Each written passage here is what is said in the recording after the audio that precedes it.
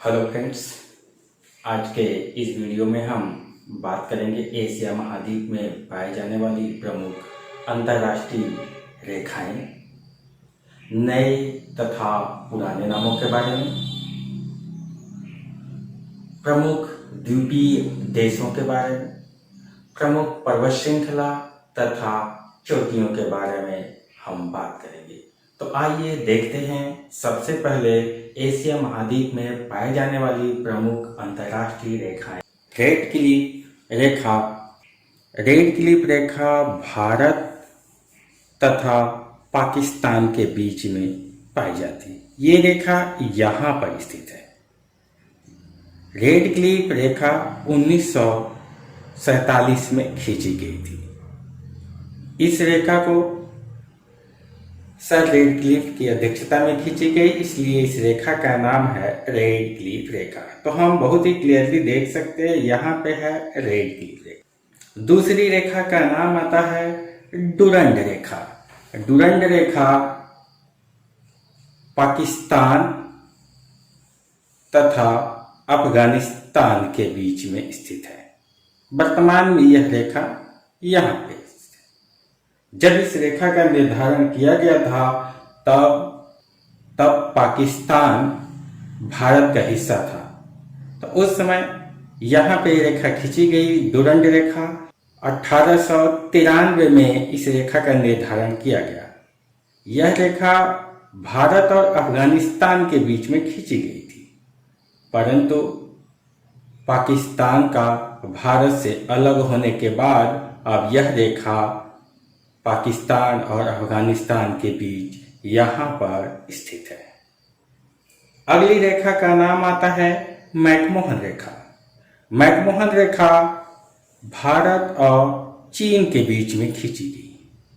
तो मैकमोहन रेखा ये है आपका चीन और ये देश है भारत। इन दोनों देशों के बीच में मैकमोहन रेखा खींची गई। इस रेखा का निर्धारण 1914 में किया गया था। इसके बाद अगली रेखा का जो नाम आता है वह है 38 डिग्री समांतर रेखा। 38 डिग्री समांतर रेखा यहाँ पे खींची गई है। ये देश है उत्तरी कोरिया और दक्षिणी कोरिया। इन दोनों देशों को अलग करने वाली रेखा का नाम है 38 डिग्री समांतर रेखा। उत्तरी कोरिया की राजधानी है प्योंगयांग, जबकि दक्षिणी कोरिया की राजधानी है सियोल। अगले जो रेखा का नाम आता है 17 डिग्री समांतर रेखा। 17 डिग्री समांतर रेखा वियतनाम को दो भागों में बांटती है। तो हम ये कह सकते हैं कि ये 15 डिग्री की रेखा यहाँ से गुजरेगी 17 डिग्री।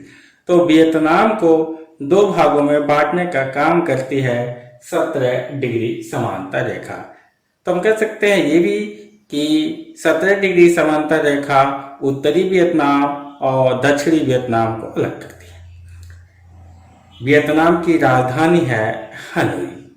इसके बाद अगली रेखा का नाम आता है 24 डिग्री समांतर रेखा। 24 डिग्री समांतर रेखा भारत तथा पाकिस्तान के बीच है। यहाँ पे 24 डिग्री समांतर रेखा का निर्धारण किया गया। यह रेखा पाकिस्तान के द्वारा खींची गई है, परंतु इस रेखा को भारत अस्वीकार करता है। तो हम ये कह सकते हैं कि 24 डिग्री समांतर रेखा भारत और पाकिस्तान के बीच है, जो रन ऑफ कच्छ में खींची गई। इसके बाद हम देखते हैं एशिया महाद्वीप में पाए जाने वाले प्रमुख नए तथा पुराने नाम। तो सबसे पहले हम बात करते हैं नए और पुराने नामों में। तो नाम आता है ईरान। जैसा कि हम देख सकते हैं यह देश है ईरान। ईरान की राजधानी है तेहरान। ईरान को पर्सिया के नाम से जाना जाता है। तो ये देश है ईरान। ईरान का पुराना नाम पर्सिया। इसके बाद अगला जो नाम आता है म्यांमार। अगला जो नाम आता है म्यांमार। ये देश म्यांमार है। म्यांमार की राजधानी नाईपाल ता। म्यांमार का पुराना नाम बर्मा। बगल में इसके है थाईलैंड। थाईलैंड की राजधानी है बैंकॉक। थाईलैंड का पुराना नाम है सियाम, या इसको हम सियाम प्रदेश के नाम से भी जानते हैं। इसके बाद जो अगला नाम आता है वह देश है इराक। ये देश इराक की राजधानी है बगदाद। इराक को मेसोपोटामिया के नाम से भी जाना जाता है। इराक का पुराना नाम मेसोपोटामिया। यहाँ से टिग्रिस तथा यूफ्रेटिस नदी बहती है। इन दोनों नदियों के क्षेत्र बीच वाले क्षेत्र को मेसोपोटामिया के नाम से जाना जाता है। इसी क्रम में हम आगे देखते हैं। अगला देश का नाम आता है ताइवान। यह है ताइवान। ताइवान एक द्वीपीय देश है। ताइवान का पुराना नाम है फार्मोसा। ताइवान को फार्मोसा के नाम से पहले जाना जाता था। ताइवान की राजधानी है ताइपी। इसके बाद अगला जो नाम आता है कंबोडिया। ये देश है कंबोडिया। कंबोडिया की राजधानी है नामपेन। कंबोडिया को कंपूचिया के नाम से जाना जाता था। तो कंबोडिया का पुराना नाम कंपूचिया, वर्तमान नाम कंबोडिया। इसके बाद जो अगला देश है बांग्लादेश। अगले देश का नाम है बांग्लादेश। बांग्लादेश की राजधानी है ढाका। बांग्लादेश को पूर्वी पाकिस्तान के नाम से जाना जाता था। इसके बाद देखते हैं चीन की राजधानी। ये है पेकिंग। पेकिंग का नया नाम जो है वह बीजिंग है। चीन की राजधानी है बीजिंग। यहाँ पे देख सकते हैं आप लिखा हुआ पेजिंग, तो ये है पेकिंग। इसका वर्तमान का जो नाम है वो बीजिंग, जो कि चीन की राजधानी। तो हम कह सकते हैं बीजिंग का पुराना नाम जो था वह है पेकिंग। इसके बाद अगला जो नाम आता है जावा। तो ये रहा जावा, एक द्वीप है। ये सुमात्रा है, ये जावा है। ये पूरा इंडोनेशिया है। इंडोनेशिया विश्व का सबसे बड़ा द्वीप समूह है, उसी का एक द्वीप है जावा। जावा को स्वर्ण द्वीप के नाम से जाना जाता था। इंडोनेशिया की राजधानी जकार्ता भी जावा द्वीप पर ही स्थित है। तो जावा को स्वर्ण द्वीप के नाम से जाना जाता है। इंडोनेशिया की राजधानी जकार्ता। इस जकार्ता को पहले वताबिया के नाम से जाना जाता था। तो जकार्ता का पुराना नाम है बताबिया। बताबिया ये रहा जकार्ता। इसके बाद हम आते हैं हिंद महासागर में। तो देखते हैं हिंद महासागर का एक द्वीपीय देश है जिसका नाम है श्रीलंका। श्रीलंका को हिंद महासागर का मोती भी कहा जाता है। श्रीलंका की राजधानी है कोलंबो। श्रीलंका का पुराना नाम है सिलोन। इसके बाद जो अगला नाम आता है वह है मलेशिया। ये देश हम देख सकते हैं, ये है मलेशिया। मलेशिया की राजधानी है कुआलालंपुर। तो मलेशिया को मलय या साबाह के नाम से पहले जाना जाता था। तो इसे हम पहले मलय या साबाह के नाम से जानते थे, परंतु आज इसका नया नाम है मलेशिया, जिसकी राजधानी है कुआलालंपुर। इसके बाद हम इसी क्रम में आगे बढ़ते हैं, देखते हैं एशिया महाद्वीप में पाए जाने वाले प्रमुख द्वीपीय देशों को। एशिया महाद्वीप में पाए जाने वाले प्रमुख द्वीपीय देश में सबसे पहले नाम आता है इंडोनेशिया। एशिया महाद्वीप में विश्व का सबसे बड़ा द्वीपीय समूह है जिसका नाम है इंडोनेशिया। यह विश्व का सबसे बड़ा द्वीप समूह है। इस द्वीप समूह में हम देख सकते हैं प्रमुख द्वीपों में नाम आता है सुमात्रा, जावा, बोर्नियो, सेलेबीस। ये प्रमुख द्वीप हैं जो कि इंडोनेशिया के प्रमुख द्वीपों में नाम आता है। इसके बाद हम देखते हैं एशिया महाद्वीप का प्रमुख द्वीप जो है वह है जापान। ये जापान जो है एक द्वीपीय देश है जो कि काफ़ी फेमस है। इसके पश्चिम में हम देख सकते हैं पूर्व जापान सागर है और ये प्रशांत महासागर में स्थित द्वीप है। इस जापान में कुल 4 द्वीप हैं। तो जापान को 4 द्वीपों का समूह भी हम कह सकते हैं कि जापान में मुख्य रूप से 4 द्वीप पाए जाते हैं। जापान की राजधानी टोक्यो हम देख सकते हैं। 4 द्वीपों में नाम आता है, ये द्वीप है सबसे उत्तर का जिसका नाम है होक्काइडो, और ये है आपका हांसू। उसके बाद दक्षिण में आता है शिकोकू, और सबसे दक्षिण में जो द्वीप है उस द्वीप का नाम है क्यूशू। तो ये प्रमुख जो है जापान में पाए जाने वाले 4 प्रमुख द्वीप हैं। इसके बाद द्वीपीय देशों में यदि हम थोड़ा सा नीचे आते हैं तो एक देश ताइवान, जैसा कि हमने देख रखा कि यह है देश ताइवान, और इसके नीचे है ये है फिलीपींस। फिलीपींस भी द्वीपों का समूह है। फिलीपींस की राजधानी है मनीला।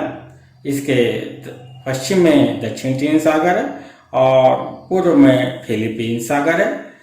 तो यह देश काफ़ी फेमस है क्योंकि यहाँ पे एशियाई डेवलपमेंट बैंक का मुख्यालय भी है मनीला में, तो इस कारण ये काफ़ी फेमस। इसके बाद प्रमुख द्वीपीय देशों में नाम आता है श्रीलंका।